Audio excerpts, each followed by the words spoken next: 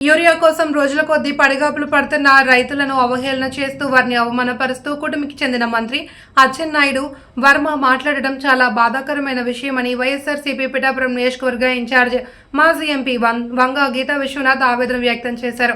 వైఎస్ఆర్సీపీ రాష్ట్ర పదవులు పొందిన నియోజకవర్గానికి చెందిన నాయకులు పిఠాపురం పార్టీ కార్యాలయంలో అభినందన కార్యక్రమం నిర్వహించారు. పార్టీ విద్యార్థి విభాగం రాష్ట్ర ప్రధాన కార్యదర్శిగా ముమ్మడి శ్రీను, పంచాయతీ విభాగం రాష్ట్ర కార్యదర్శిగా సీనియర్ నాయకుడు జవ్వాది కృష్ణమాధవరావు, గ్రీవెన్స్ రాష్ట్ర కార్యదర్శిగా జ్యోతుల బాబులు, వాణిజ్య విభాగం రాష్ట్ర ప్రధాన కార్యదర్శిగా ఓరుగంటి చక్రానికి పార్టీలో పదవులు లభించాయి.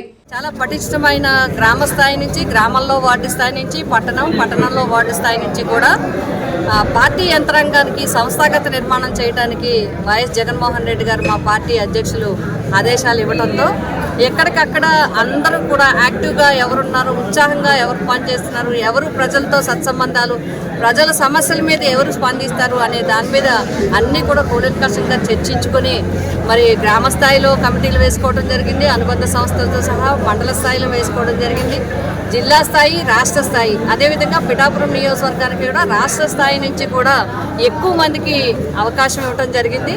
ఈరోజు మరి ఓరుగంటి చక్రి గారు వాణిజ్య విభాగానికి జనరల్ సెక్రటరీగా ఇవ్వడం జరిగింది. అదేవిధంగా జ్యోతుల బాబులు గారికి మరి వారికి గ్రీవెన్స్ సెల్లో మరి సెక్రటరీగా ఇవ్వడం జరిగింది. అదేవిధంగా ముమ్మడి శ్రీను విద్యార్థి విభాగానికి రాష్ట్ర జనరల్ సెక్రటరీ ఇవ్వడం జరిగింది. అదేవిధంగా సీనియర్ నాయకులు జెడ్పీటీసీ జవ్వాది కృష్ణ మాధవ్ గారు కూడా రాష్ట్ర పంచాయతీరాజ్ సెక్రటరీగా వారికి కూడా ఇవ్వడం జరిగింది. వీరందరికీ కూడా రాష్ట్రంలో సంస్థాగత నిర్మాణంలో భాగంగా రాష్ట్ర కమిటీల్లో అవకాశం జగన్మోహన్ రెడ్డి గారు ఇవ్వడం జరిగింది. వారికి మా హృదయపూర్వకంగా పిఠాపురం నియోజకవర్గ వైఎస్ఆర్సీపీ కుటుంబం తరఫున ధన్యవాదాలు తెలియజేస్తున్నాం. వీరు కూడా అన్ని కార్యక్రమాల్లో కూడా యాక్టివ్గా పాల్గొని ప్రజలకి మరింత చేరువుగా ఉండి ఏదైతే అధికారంలో ఉన్నా ప్రతిపక్షంలో ఉన్నా ప్రజల పక్షాన్ని వైఎస్ఆర్సీపీ అనే విధంగా వీళ్ళు కార్యక్రమాలు నిర్వహించడం జరుగుతుంది. వారికి హృదయపూర్వకంగా మా అందరి తరఫున మరొకసారి శుభాకాంక్షలు తెలియజేస్తున్నాం. అందరూ మంచి పేరు తెచ్చుకోవాలి జగన్మోహన్ రెడ్డి గారి దగ్గర కోరుకుంటా ఉన్నాం. ఇప్పుడు ఈరోజు రాష్ట్రంలో జరుగుతుంది, ముఖ్యంగా పిఠాపురం నియోజకవర్గంలో. అంటే ఉన్నమాట అంటే ఉలికి ఎక్కువ అని చాలా బాధపడుతున్నారు చాలామంది. లైన్లో ఉన్నారంటే చాలా ఇబ్బంది పడుతున్నారు. ఇప్పుడు వెళ్ళి చూస్తే ఇప్పుడు ఈ క్షణం కూడా గ్రోమోర్ దగ్గర చూస్తే ఎంత లైన్ ఉందనేది అర్థం చేసుకోవచ్చు. రైతులకి మినిమం యూరియా అసలు యూరియాలో లైన్లో ఎందుకు అస్తమానం అంటే అసలు లైన్లో ఉండాల్సిన పరిస్థితి ఏంటి? ఇప్పటి వరకు మీరు ఎప్పుడైనా గత 15-20 సంవత్సరాలు ఎప్పుడో నాకు తెలిసిండి, నాకు గుర్తుండి 94-95 ఆ టైంలో ఒకసారి ఇబ్బంది వచ్చింది.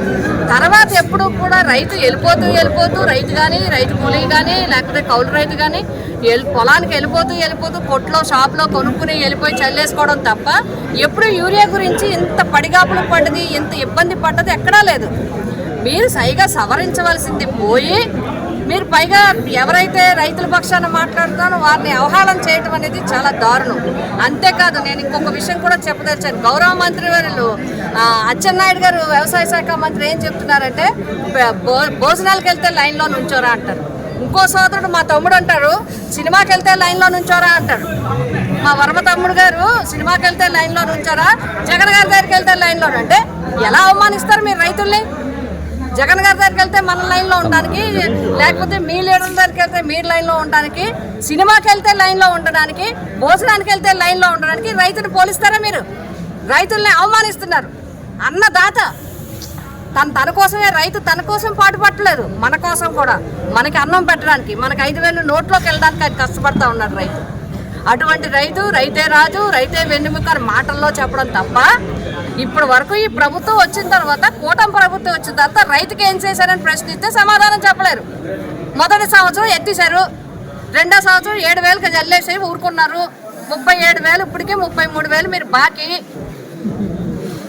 రైతు భరోసా లేదు, రైతుకి ధర లేదు, రైతుకి గిట్టుబాటు ధర లేదు, కొనుగోలు కేంద్రాలు లేవు, ఏ పంటకి గిట్టుబాటు ధర లేదు. ప్రతి పంట రైతు బాధపడుతూనే ఉన్నారు. ఇవాళ లైన్లో నుంచుని ఇప్పుడు గ్రోమోర్ దగ్గర ఎంత లైన్ ఉందో చూడండి. ఎందుకు లైన్లో నుంచోవాలి, ఎందుకు ఇవ్వాలి? మీరు సవరించాలి. నేను ప్రభుత్వాన్ని కోరుతున్నాను.